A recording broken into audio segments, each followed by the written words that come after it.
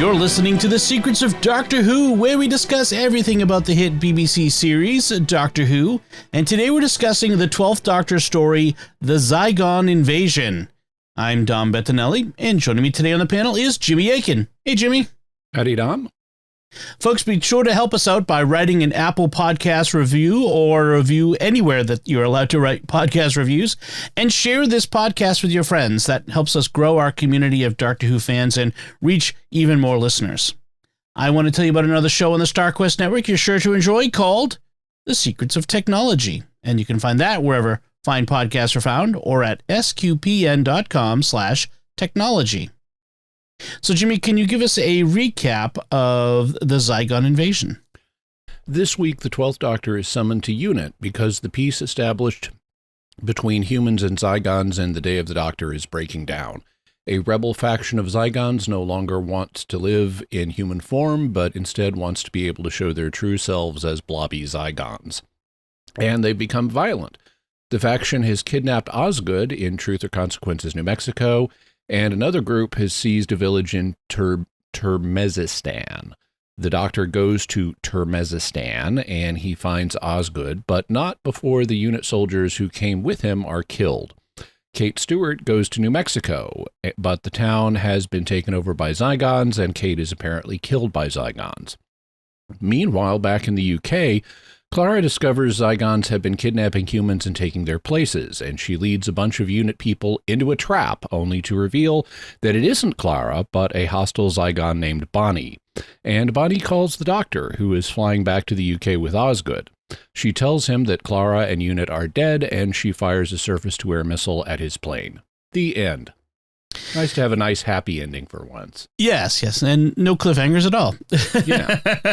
So obviously this is part one of a two-parter, Zygon Invasion. Zygon Inversion will be the next one. And as a reminder, this whole season of the 12th Doctor are two-parters. So something to keep in mind there.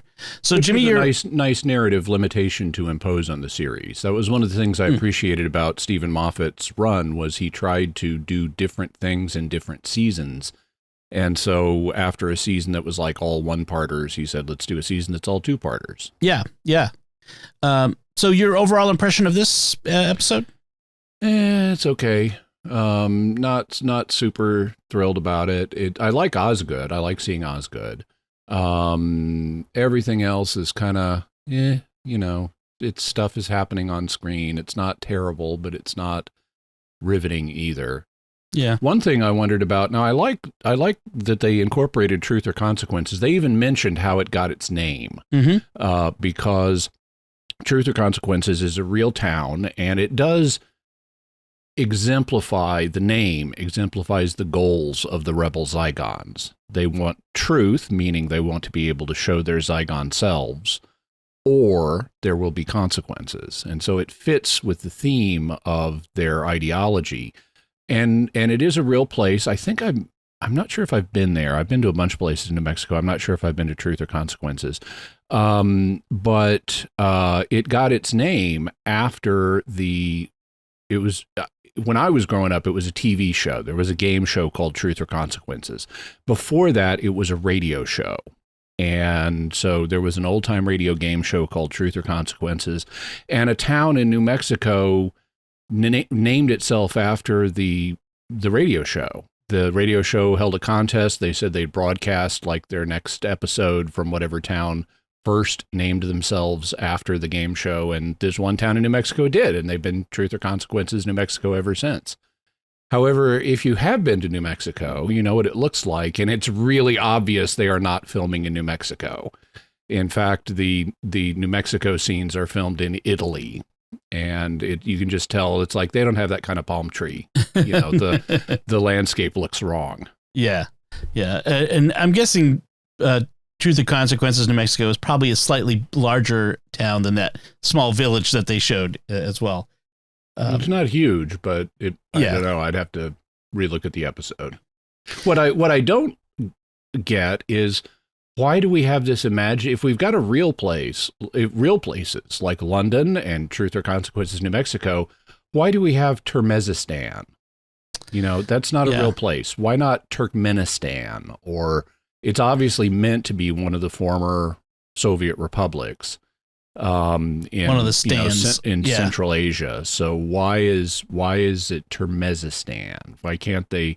If we can buckle up and have Zygons invading Truth or Consequences, why can't the Turkmenis buckle up and have Zygons invading them? I'm gonna guess it has to do with political sensitivities. Frankly, I mean that's it's stupid. It is kind of dumb. So my overall impression, I'm in general agreement. I didn't love it. I didn't hate it. It was kind of there. Osgood was the best part. Osgood's one of my favorite secondary characters. It's got this epic scope to it, but still lacks something. There's something missing, even with this big epic, feel that they're going for. And I'm not sure what it is. Is maybe they're going for this big epic thing, and yet it still feels kind of small in many ways. They've done other big epic things, even in this season, with the beginning with Missy and the plane stoppage and all that sort of thing. But this feels smaller for somehow. Yeah. Also, this President of Earth thing I'm not a fan. Yeah, same here. It's kind of dumb. I mean, Doctor Who is not all that realistic, but it's like even more unrealistic than normal. But this episode is all flash and witty dialogue, but the story is lacking. I think that's what it is. There's lots of clever, Moffat's signature clever dialogue, but the story itself just doesn't have much there to sustain it over the 2 episodes. Yeah, they also build it up with an opening video where the 2 Osgoods are telling us about the peace, and they're saying that both Zygons and humans are mostly peaceful races, but like any other race, both humans and Zygons have rogue actors who will be violent. And so that's kind of setting us up for tonally setting us up for the fact that, yes, Zygons are going to be villains in this, but we also shouldn't view them as just bad guys. And they say that they have this box, which is a MacGuffin. So we've got Chekhov's Osgood box now, that we don't really explore in this episode, but the Doctor gave the Osgoods this box that must never be opened except in case the peace breaks down, which is the nightmare scenario. And the way Osgood signals the Doctor that things are going wrong is as she's about to be captured in Truth or Consequences and then apparently taken to Turkmenistan. She texts the Doctor. She's got the Doctor's phone on text, his space phone or time phone or whatever it is. And she texts him just 2 words, nightmare scenario. So that's really building this up as a big deal. But if you think about it in terms of Doctor Who and the threats he deals with, 20 million, a faction within 20 million Zygons is causing trouble. This is not a nightmare scenario for Doctor Who. This is a border skirmish. Right. Yeah. And then there is a bit of a morality tale that they're trying to tell too, with the, about refugee populations. And even when there's trouble that's caused by that, it's usually a small percentage of the refugee population, which is true. I mean, that's very true. So it feels a bit like we're telling a morality tale as well. And I'm not against that. As preachy as it is in the 13th Doctor's time. Exactly. That's what I was going to say. I'm not against that sort of thing, but it's sort of obvious. That's what we're doing. So this story follows on from, as you mentioned, from the Day of the Doctor episode where we had the 3 Doctors. We had the 10, 11, and the War Doctor, where they made this deal to accommodate the Zygon refugees, that the Doctor brokered by making everyone in the room, Zygon and human alike, forget which they were. And this is great. I love that. That was awesome because and I don't know if Stephen Moffat is aware of this or not, but that's a key philosophical concept in modern political philosophy. There's an American philosopher named John Rawls who argues that the ideal society would be one in which the rules are established the rules are written for the society by people who don't know what social roles they're going to occupy. And that way it ensures absolute fairness to everybody, because you don't know if you're going to end up at the top of the heap or at the bottom of the heap.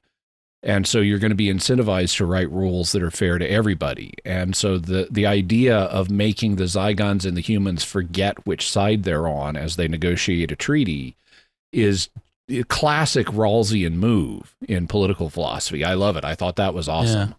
It'd be kind of like making the framers of the U.S. Constitution write the rules regarding Congress without knowing whether they were going to be in a big state or a small state. That whole compromise. Or with the 3/5 compromise, make them write the rules not knowing if they're going to be masters or slaves. Yeah, that's even clearer example. Yeah, that's true.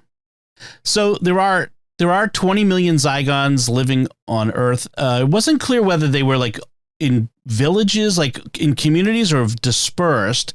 Sort of both. Yeah. They apparently had population clusters that would go to different places, including Truth or Consequences and Turkmenistan and London. And at one point they say that's the population of the UK. I never looked that up. Well, no. So they said a significant percentage of the population of the UK are now Zygons. Are now Zygons. Okay. But the UK population, if I recall correctly, is like 60 million. Okay. Something like that. And so, as we know, Missy killed one of the Osgoods earlier this season by disintegrating her. And the other Osgood refuses to say which it was, because she doesn't identify as either human or Zygon now. She identifies as both. It's kind of a weird thing, and I kind of was trying to figure out what's that supposed to do, like the idea that there are no differences among us. If we blur the differences, then it's sort of like the what we were talking about before with the Rawls thing. If you don't know whether I'm Zygon or human, you have to treat me as the one, the one that you prefer, in a sense. Is that similar? Or the one that you don't prefer. I took it as kind of, we see similar things in other situations in world history where you have a conflict between two or more groups of people, and some people reject the side, the I'm on your side just because I'm of the same demographic group, and actually I identify with both demographic groups. You had things like that in Ireland. A famous one was in India, where you had, at the time of Indian independence, you had this question of, how is this multi-religious society going to function? Most people are Christians, but Muslims wanted a separate country, which became Pakistan. And figures like Mohandas Gandhi, said things like, I am a Christian and a Muslim and a Hindu. And a Jew. Right. Oh, I see what you're saying. Yeah. So he identified as all four. Yeah. Now, he was really a Hindu, but he made the gesture of identifying as all four to stress we need to not fight each other. Right. We're the famous "we're all Americans here." That sort of thing. So I guess that's what she's doing there, is she's trying to embody the principle of peace between Zygon groups. Yeah. Okay. So what do you think? Do we ever find out? I don't remember if we find out what she really is. The doctor seems to think he knows. Yeah, but then she dethrones that. The doctor bases his conclusion that she must be the human Osgood on the fact that Zygons have historically needed to keep their imprints, the humans they're taking a body imprint from, alive. And that goes all the way back to when they were introduced in the fourth Doctor's time. Yeah. So all the humans the Zygons impersonated were like in pods somewhere, while the Zygons were copying their physical forms. And here, the doctor therefore deduces, if you're still in the Osgood form, you must be the human Osgood, because there couldn't, if the human Osgood was dead and you were a Zygon, you would revert to your Zygon form.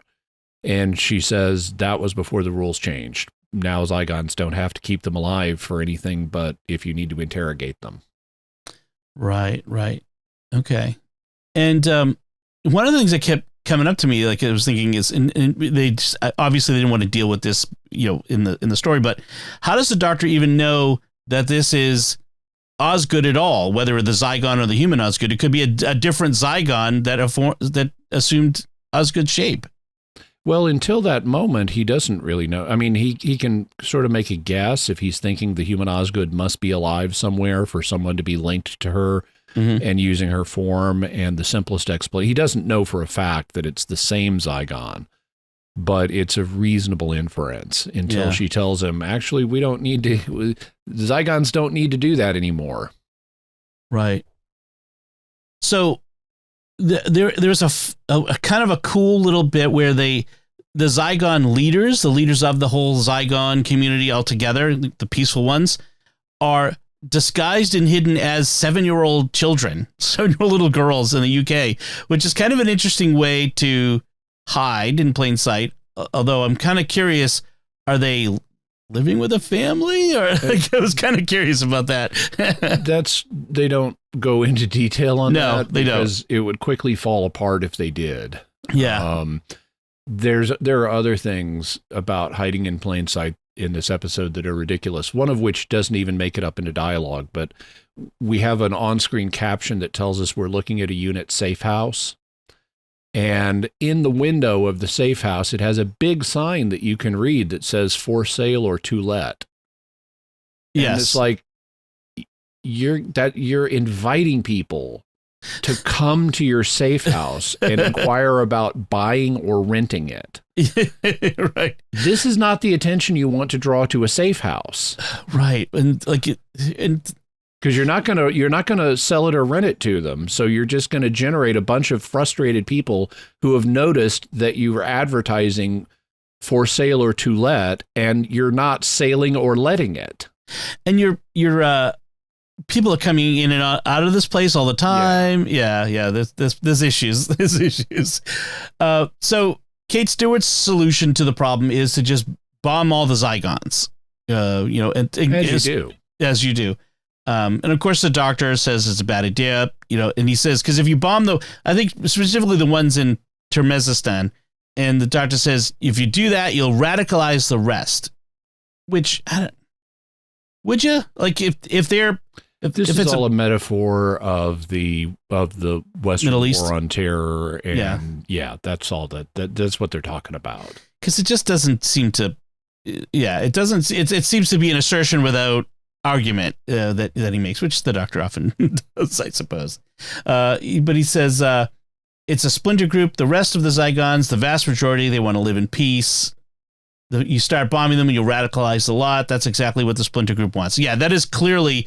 Just replace Zygon with Muslim or, then that's what you got. So Kate does at one point refer to the fourth Doctor's encounter with the Zygons when she's talking about the fact that Harry Sullivan, which she mentions, but not by name, the naval surgeon working for us, developed a nerve gas to kill Zygons. But the Doctor stole it, so they couldn't use it. And she sets that up by saying there was a Zygon invasion before in the 70s, the 80s. And again, alluding to the unit dating controversy. Yes. They always very cleverly dance around that. I like that. So Clara stays, so they split up. The Doctor goes to Turkmenistan, as you mentioned. Kate goes to New Mexico. Clara and another unit member called Jacqueline. They're supposed to defend the UK, which and by the way, there's like some kind of there's some kind of sexually discriminatory hiring policy at UNIT at this point, because every single person in authority is a woman. Kate is a woman, her assistant, the number 2, Jack, is a woman.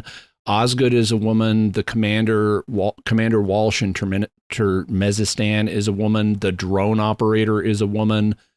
Even the 2 Zygon leaders are little girls. And it's like every single person in authority is a woman. And it's like, guys, I think we're overcompensating for something here. There's one dude, the military, the unit military team leader, and he dies. Right. Yeah. And he's under the authority of Commander Walsh, who's telling him what to do, and he disobeys. And when was the last time? I mean, I think in the 10th Doctor's time, I think we had like a male general in charge of unit. Yeah, it is kind of interesting. But in any case, Clara and Jack, who are supposed to be defending the entire UK, get caught up in rescuing a kid who lives in Clara's building, whose parents are Zygons. And it turns out that whole situation is where the Clara swap happens. So, yeah. And so the Bonnie, the Zygon Clara, then sets up everything else as a way to lure as many unit soldiers. I mean, is that the entire unit soldiery for the UK that's down there? At the end, Bonnie says units been eliminated mostly. Yeah. That's not a lot to defend the entire country. Not a lot. It could also be that this is, in hindsight, woven into why unit gets defunded later.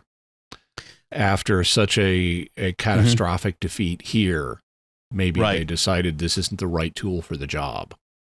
Right. But then in the 13th Doctor's time, they are back and in large, being led partly not just by Kate, but also Ace and Tegan, which was fun to see. I like how I like the fact that they did the Clara Bonnie thing, because they needed to do that with somebody. The whole thing about Zygons is they take human form. So you've got to do at some point, you have to do an Invasion of the Body Snatchers twist where someone you've been trusting turns out to be a Zygon. Yeah, right. Yeah, somebody had to be the swap. And of course, you make it as high up in the hierarchy of importance of characters as you can. So it's got to be Clara in that case. So when they're in Termesistan, the little squad of unit soldiers is approaching the church where the Zygons are apparently holed up, and although the general and the doctor are sneaking around the back for some reason, and they come out and as they've disguised themselves in general between the drone operator and this unit as the family members of these soldiers, and get them to stop. And it's like, what are the odds it's your mom that's in that building?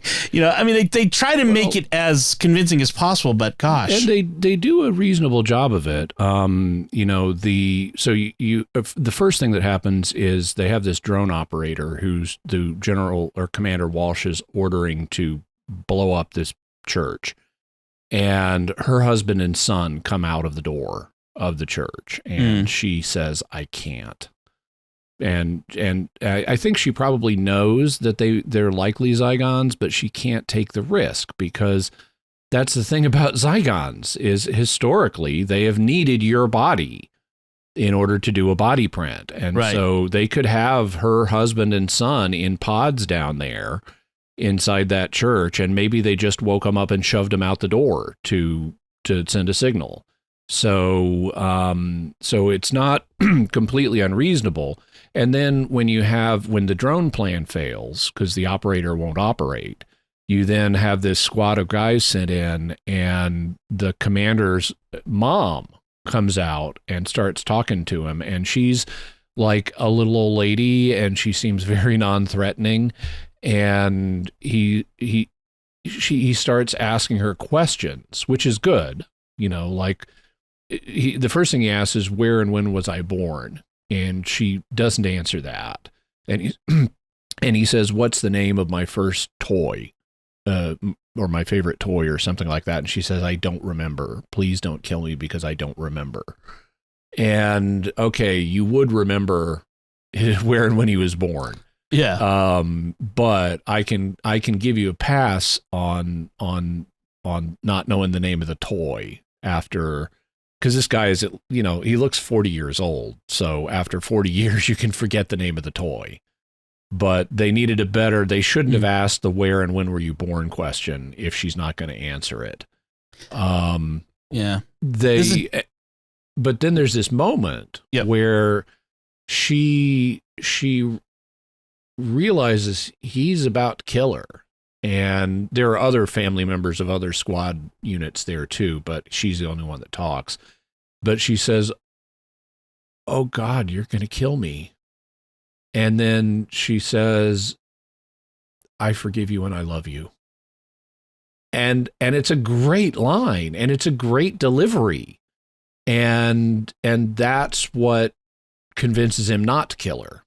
And then they go in to the church, and Commander Walsh is screaming, you're all going to die and stuff. And then she and the doctor sneak in the back of the church, and there are 6 charred lumps of something on the floor that we're given to understand are them, and they did indeed die immediately afterwards, right, off camera. They should have included the sound of lasers firing or something, though. Although I wonder, where did the Zygons themselves go after they killed them? Yeah, this isn't really well put together at this part of the story. Well, there's another flaw in the whole logic of this scene, because the Zygon was able to, from a distance, pull through telepathic images from the drone operator of her husband and child. Maybe. Well, I mean, we're told that they've learned to telepathically pull images, right? That's one of the things that's how they're doing it now. Oh, right. And also, I forgot to mention, one of the things Mom said was they brought us here. Yeah. Which is consistent with the Zygon's historic pattern.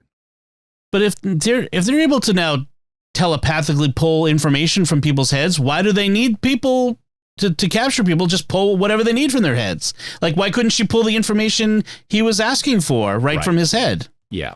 That's so it's a bit of a writing flaw there, but so the doctor basically just stands there while he says nothing throughout this. Mm-hmm. The commander's yelling at them to get out. The doctor just kind of stands by as they get killed. He doesn't try to help. He's strangely passive. He has a line at the beginning about try to kill as few of them as possible, but that's about it. Right. It was a kind of odd thing to see. And then, so we have back in London, we have Clara and Jack and the unit soldiers in this tunnel where they discover many pods. And Bonnie Clara is trying to convince them that these are baby Zygons, essentially, that they're breeding, and we should destroy them all, shoot them all. You know, she pulls out a weapon, and she's ready to join them in shooting them. And I'm like, that's awfully bloodthirsty for Clara. Which at that point it became clear this isn't. Now I'll be honest, I didn't really remember how. Like, I remember the episode, but I didn't remember how the details of how it took place. I didn't either. I was figuring the Zygon turncoat is either going to be Clara or Jack. Yeah. So. And then we see Clara in the pod, and then we know. And then they give us a flashback of, oh, this is what really happened when Clara went into that apartment and saw this kid's parents, and they replaced her there. So at the next point, we have her on the phone with the doctor who's on this plane coming back, who didn't take the TARDIS to Turkmenistan, but took this plane. I know. It and they sort of hang a lampshade on this one of why do you want to take this plane? And I have it in my notes. Why take a plane instead of the TARDIS? Yeah. You know? But he says he likes poncing about in a big plane. Yes, and taking what from to the area of Central Asia where that is from the UK is what, a 10-hour, 12-hour flight maybe. So who knows? Turkmenistan isn't a real country. Yeah, I know. It's true, but a giant waste of time, that's for sure. Yeah. You know, it was kind of silly. It was, and on the way back, he's captured one of the Zygon rebels who's sort of explaining the plan to him, and tells him that this plane will never land. And there's also a nice conversation with Osgood, who has been, she and the other Osgood who we see at the beginning have, they've incorporated different elements of previous Doctors' costumes into what they're wearing. Mm-hmm. So Osgood in any given scene may be wearing the 4th Doctor's scarf or the 5th Doctor's cricket jumper, or the 7th Doctor's question marks on his lapels. And late in this episode, Osgood is wearing the question mark lapels, And the doctor says, I see you're doing the question marks. And she says, yes, they look good. You should still wear them. And he says, I am. I'm wearing question mark underwear. which is actually, if I recall correctly, that's actually a lift from the Doctor Who comics, because there's a comic where the Doctor is wearing question mark underwear. Oh, that's funny. That is good. So when Bonnie calls the Doctor aboard the presidential plane, she tells him that Clara and Kate are dead. Mm-hmm. And why? Like, because she's about to kill him. Yeah, she's just been in contact with, presumably it's just villain monologuing. She just wants to make his defeat complete by telling him his other allies are dead. Okay. Now, so in Truth or Consequences, where Kate went, she meets this lady sheriff. Again, there's some abnormal hiring policy where only women get positions of authority. Yeah. But she's met this sheriff in Truth or Consequences who seems to be an ally, but eventually reveals herself to be a Zygon. And the reason she doesn't reveal it straight off is, and this is in my notes, as soon as she shows up in Truth or Consequences, I wrote, head of unit goes alone into dangerous situation. Right. And it's like, because you're the head of a paramilitary unit, you should be, or a military unit, you should be taking soldiers with you. You know, why are you as a private person flying into an alien hive? That makes no sense. And as soon as she gets there, when the lady sheriff shows up, the lady sheriff asks the obvious question, where's your backup? And Kate says, first, tell me why I need it. And that leads to a discussion of Zygons and how they invaded the town and so forth. But ultimately they don't answer it. Right. And why does Kate have no backup? And if they don't give us a good answer for that, because on its face it's stupid. If they don't give us a good answer for that, next episode it's another writing flaw. Right. And it really is already anyway, but they could redeem it. But then once the sheriff becomes convinced there is no backup, that's when she reveals herself as a Zygon and apparently, but not really, kills Kate Stewart. Right. Just like apparently the Doctor is dead and apparently Clara's dead and it's the end of Doctor Who. Mm-hmm. But of course we know that's not what happens. So, any other bits that I missed in my... Nah, it's just kind of there. Yeah, I know. It's kind of disappointing. And that, I think that's part of the lack of the epic scope that they try to do, is like the Kate going alone to New Mexico. Like this idea that the head of unit would be alone, that it kind of makes the story smaller when it should be bigger. Yeah, and she's also alone in a foreign country where she has no jurisdiction. She should be partnering with whatever her American equivalent would be, and they'd go in together with a bunch of people for backup.